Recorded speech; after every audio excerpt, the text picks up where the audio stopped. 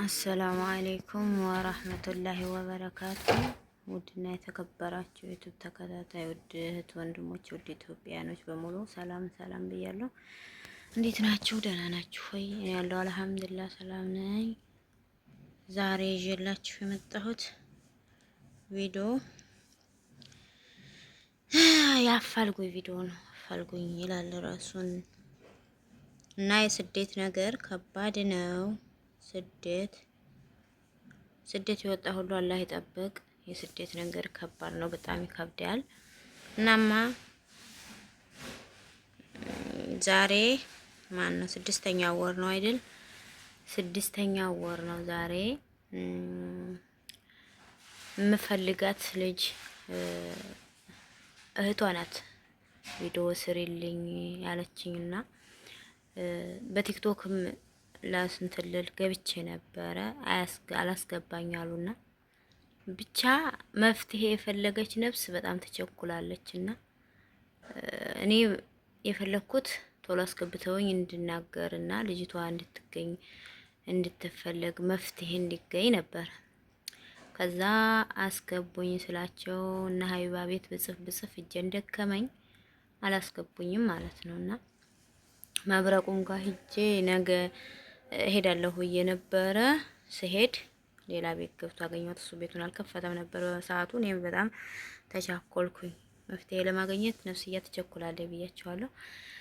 እና ልጅቷ ወደ አረብ ሀገር ሳውዲ አረቢያ ከሄደች 2 ወሯ ነው ማለት ነው። 4ኛ ወር ቀን 5 ነው ሳውዲ የገባችው። ሳውዲ ገብታም ለእህቷ ደውላ አውርታታለች። እያወራቻት ነበረ። ከዛ ሞባይሏ ተበላሽቷል፣ ሞባይል እንድትገዛ ምናምን ተባብለው ሴትዮዋ እሺ ሞባይል ትገዛለች ምናምን ሲባል ከዛ በኋላ ልጅቷ ደሞዝ መቀበያዋ ሲደርስ ጠፋች ማለት ነው። ያኔ ድምጿ ጠፋ።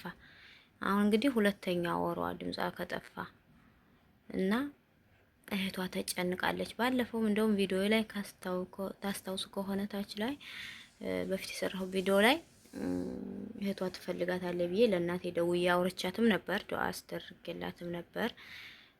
ዚነት በጣም ምስኪን ናት፣ አላህ ይጠብቃት። እና ያው ካርድ ገዝታ ለእናቴ ዱአ እንድታደርግላት ደውዬና አስደርግልኝ ብላኝ እንደዛ አድርጌም ነበረ። ያው እስካሁን ድምጿ የለም ማለት ነው። እና ውዶቼ የስደት ኑሮ ከባድ ነው። በስደት ላይ እንጂ አሁን ላይ ወላሂ እኛም ከስደት ያው አንቆምም። ነገሩን ከባድ ነው። በተለይ በአሁኑ ሰዓት አዳዲሶች ሳውዲ አረቢያ ሲሄዱ ምናምን በጣም ከባድ ሆኗል ማለት ነው። እና ፎቶዋንም እንደምታዩት እቺ እህታችን ናት ማለት ነው። እና አፋል እንደ ያያችሁ የሰማችሁ ጎረቤትም አጋጣሚ ፈላጊዋ ዚነት ሀሰን ትባላለች። ተፈላጊዋ ደግሞ ሞሚና ሀሰን ትባላለች። ታናሽ እህቷ ናት። እና ያው ነግሬያቸዋለሁ 2ኛ ወሯ ነው። እንኳን 2 ወር 3 ቀን 4 ቀን ድምጻቸው ሲጠፋ እንዴት እንደምንሆን እኛ እናውቃለን ማለት ነው። እና ከባድ ነው መጥፋትና መፈለግ ሰው በቃ አገኛለሁ ብሎ ሲፈልግ ነፍስያ እንዴት እንደሚሆን የጠፋው ሰው ያውቃል፣ ተጨንቆ የሚያውቅ ሰው ያውቀዋል ማለት ነው። እና ዚነት በጣም ተጨንቃለች። አላህ ጭንቀቷን ሰምቶ በቅርብ ቀን ድምጿን ያሰማት ነው የምለው። እኔ ራሴ ዱአ አደርግላታለሁ። ብችል ቢያስገቡ ቲክቶክ ላይ እንደዚህ የቢሮዎቹ ብቻ የቢሮም ስልክ አለ የኛዎቹ። ሰው ግን የሚጠቃው በራሱ ሰው ነው ማለት ነው ስላችሁ። ኢትዮጵያውያኖች እስበሳችን ለምንድን እንደማንተዛዘን አላውቅም። አብሶ ደላላ የሚባል ነገር ማለት ነው። ደላላ ያሾፋል፣ ሲጀመር ያሾፋል እንዴ። ዛሬ እዚህ ቦታ ነኝ፣ ዛሬ እዚህ ቦታ ነኝ ብሎ ይላል አሉ። የሱ ቦታ ያለበት ቦታ እኮ እኛ አልፈለግንም። ልጅቷ እዚህ ጋር ምን ሁኔታ ላይ ናት የሚለውን ቢያሳውቅ ምን ችግር አለ? የኢትዮጵያኖቹ ደላላ። የሳኡዲዎቹ ግን ባለቢሮዎቹ አናግረዋት ነበር እችን ፈላጊዋን ማለት ነው። አናግራቸው እንትን የሴትዮዋን ስምና ስልክ ቁጥር ብለው ሲሏት እንግዲህ ይሄ ይመጣል አይባልም። ይሄ ይመጣል ቢባል ኑሮ ሰው ይጠናቀቃል። ልጅቷ አዲስ ናት። በዛ ላይ አዲስ ስንሆን እናውቀዋለን።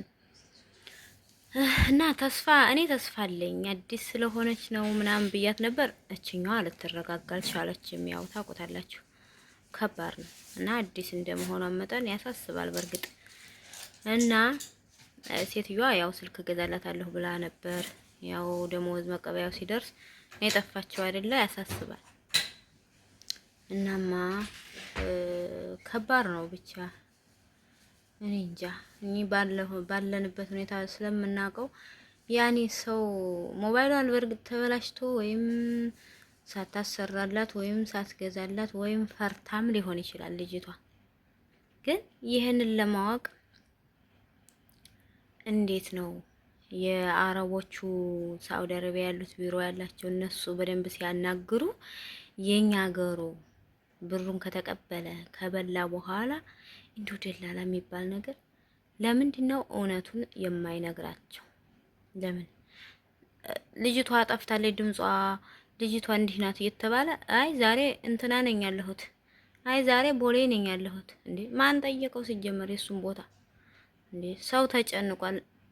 በዚህ አጋጣሚ ነው የምለው ደላላዎች ምናምን ስራ ነው። እሺ ስራቸውን ስሩ፣ ግን አላህን ፍሩ። በአግባቡ ብትሰሩ የጠፋውን በስነ ስርዓት ከደወለም ደውሏል፣ ካልደወለም ደግሞ ደውላችሁ እንደምንም ብላችሁ አረብ ሀገር ላይ ያለውን ቢሮውን ትተዋወቃላችሁ። አናግራችሁ ያኛው እዛ ያሉት አረብ ሀገር ያሉት ሳውዲ አረቢያ ያሉት እንዲፈልጉላችሁ እንዲያፈላልጉላችሁ ማድረግ ግዴታችሁ ነው። ሰውን ባፈሩ አላህን ፍሩ፣ ፈጣሪያችሁን ፍሩ። ለምን እንደዚህ ሰው ታስጨንቃላችሁ? ለምን ሰው ታስጨንቃላችሁ? ከባድ ነው። በዚህ ልክ አለማሰብ ይከብዳል። እኔ ደላላ ጠልቼ ሙች ያለ እውነት እኛ ሀገር ላይ ያሉ ብቻ እስከምትሄዱ ድረስ ያንን ብር ተቀበሉ። በቃ ሸጡ خلاص በድላችን ነው እንጂ ሸጠዋል። በቃ እነሱ በቃ ውሩር ያደርጋሉ። አለቀ ጉዳዩ። እኔ አይቼዋለሁ በራሴ ማለት ነው። እንደው አላህ ጥሩ ቤት ገጥሞኝ ነው እንጂ ከመጣሁ በኋላ ደላላው በየት ወደቅሽ አላለኝም። ከሚገርማችሁ በየት ወደቅሽ ለራሱ ደውዬ ለራሱ እንደው አንተ ምን ሆነህ ነው እንደው ያኔ አሁን ሚዲያው እንትን ነው ሁሉ ነገር ስልክ በእጅ አለ እናወራለን እሱ ጋር ግን ከዛች እስከ በረርኩ ድረስ በቃ በረርኩ አይደለ ተገላገለ خلاص። ከዛ በኋላ እኔ ወደኩ አልወደኩ ምን ገጠመኝ አልገጠመኝ በጭራሽ በኢሞ እንኳን ሳወራው ሊያወራኝ አልቻለም። ለምን ወዲያው እንደመጣው ምንድነው ጥሩ ቤት ገጠመሽ አልገጠመሽ ብለህ እንኳን ማጠይቅ በቃ እንዲህ ናችሁ ደላላዎች እንዲህ ናችሁ በቃ ብዬው አልኩትና እንደዛ ነው ያልኩት። እሱ ግን ወይ ሪከርድ መመለስ ወይ ስልክ ማንሳት አስባችሁታል። እኔ ጥሩ ቤት ባይገጥመኝ እንደዚህ አትሆኑ። ኢትዮጵያ ያላችሁ ደላላ እንደው ነፍሳችሁ በነፍሰ ደማችሁ ነው የምትሰሩት። እውነት በነፍሰ ደም በቃ ያ ሰው እንደ ኢትዮጵያዊነት እንደ ዜጋ ማሰብ ቀርቷል። ሰውና ሰው ተጨካከነ።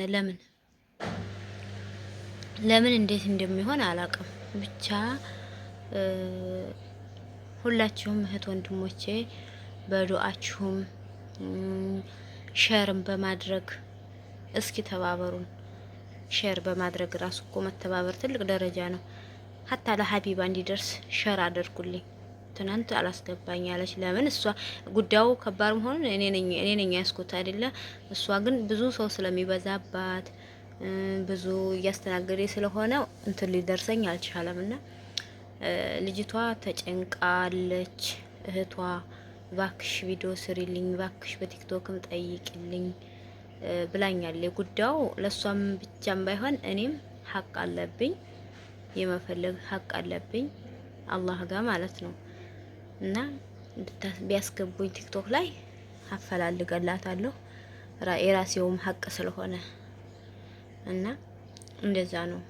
ብቻ መጨካከን ባይኖር አንጨካከን። እስኪ ኢትዮጵያኖች እውነት እንተዛዘን። ለክፉ እኮ እንተዛዘን ነበር እኮ እንተዛዘናለን እኮ እናውቃለን። ወርቀው ስናገኝ ወይም የሆነ ነገር ቦታ ላይ ወርቀው ስናገኝ እንዴት እንደምንሆን ስናይ እንዴት እንደምናለቅስ ራሳችን እናውቃለን። ግን ደላላዎች በዚህ ልክ አትጨክኑ፣ ጨካኝ አትሆኑ። ልጅቷን አሁንም በፈጣሪ ስም ለምናቸዋለሁ። ልጅቷን አሁን የት እንዳለች ራሱ አሳውቁን እባካችሁ፣ ስለ ኢትዮጵያዊነት ብላችሁ ማለት ነው። እና እህቶቼ ሸርሸር እያደረጋችሁ ተደራሽነት እንዲኖረው የደውል ምልክቷንም ተጫኑና እባካችሁ እንዲደርስ አድርጉልን። ልጅቷን ድምጿን እንድንሰማ እንፈልጋለን። በምንም ሁኔታ ላይ ትሁን በምንም ማወቅ አለብን በቃ። እና ኢትዮጵያኖች አላህ ጀዛቸውን ይክፈላችሁ። ሁላችሁም ሸርሸር አድርጉት። እሺ ውዴዎች አመሰግናለሁ።